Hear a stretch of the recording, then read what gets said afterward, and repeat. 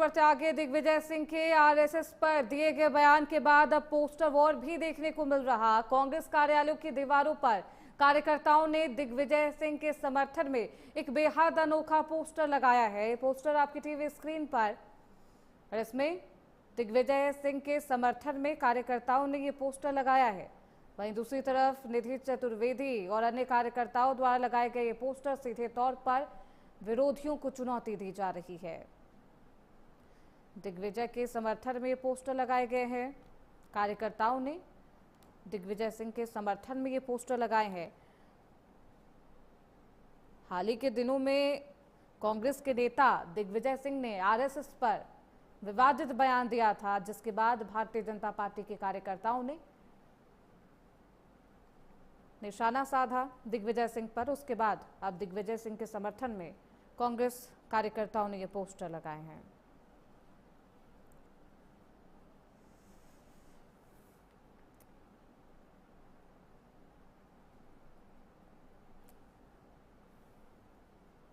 खबरों बढ़ते आगे, उत्तराखंड सरकार ने चारधाम यात्रा को और अधिक सुरक्षित बनाने के लिए यात्रा मार्गों पर 10 अत्याधुनिक यानी कि हाईटेक डिजास्टर शेल्टर बनाने का फैसला लिया है। वर्ल्ड बैंक प्रोजेक्ट के तहत इसे बनाया जाएगा। ये शेल्टर आपातकालीन स्थितियों में श्रद्धालुओं के लिए लाइफ लाइन साबित होंगे। खास बात यह है कि इन्हें ओडिशा मॉडल पर तैयार किया जा रहा ये शेल्टर न केवल आपदा के समय काम आएंगे, बल्कि सामान्य दिनों में, आम दिनों में स्थानीय जनता इनका उपयोग मल्टीपर्पज हॉल के तौर पर कर सकेंगे। सरकार अब इनके संचालन के लिए विशेष नियमावली तैयार कर रही है। उत्तराखंड सरकार का एक बयान भी सामने आया और इस पूरे प्लान को लेकर लोगों में काफी उत्साह है।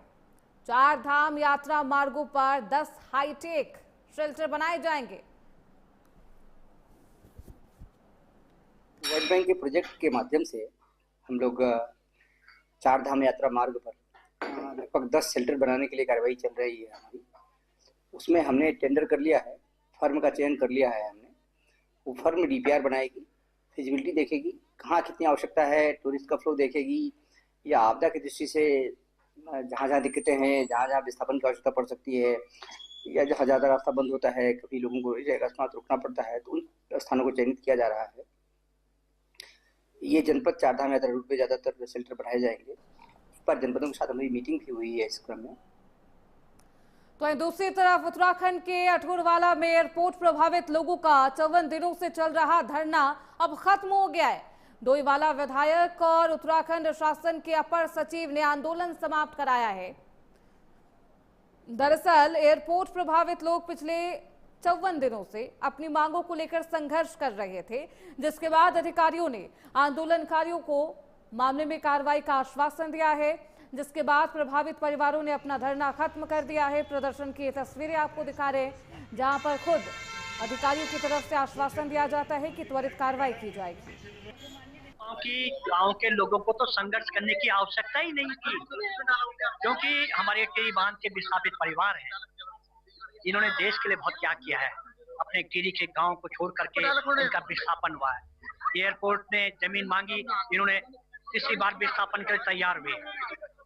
बैठक में अधिकारियों द्वारा ये निर्णय लिया गया कि जो भी हम जितने भी परिवार इसमें विस्थापन प्रक्रिया में आ रहे हैं, उन सबको जमीन के बदले जमीन दी जाएगी। और जो हमारे सर्किल रेट के बारे में, सर्किल रेट जो समानता लाई जाएगी, आमने सामने जो पल्ली बार इस बार जो रेट 24,000 उधर है, तो इधर भी समानता के लिए बात हो चुकी है। तीसरा, जो उन लोगों ने हमारे बीच जमीन खरीद रखी है, उन लोगों को भी जमीन दी जाएगी। और चौथा विषय यह है कि जो हमारा मकान है, PWD जो रेट है, उसे दोगुना रेट पे दिया जाएगा मकान के पेमेंट।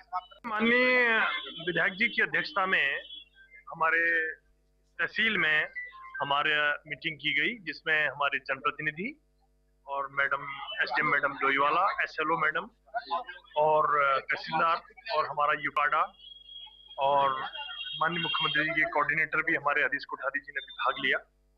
हमें माननीय विधायक जी ने माननीय मुख्यमंत्री जी से भी वार्ता की थी। उसमें जो मेन मांगे थी कि भूमि के बदले भूमि वो दी जाएगी, और जो सर्किल रेट जो थोड़ा सा हमारा किसी कारणवश पहले वो हो गया था, उस पर भी मेरी अभी ADM मिश्रा जी से बात हुई है।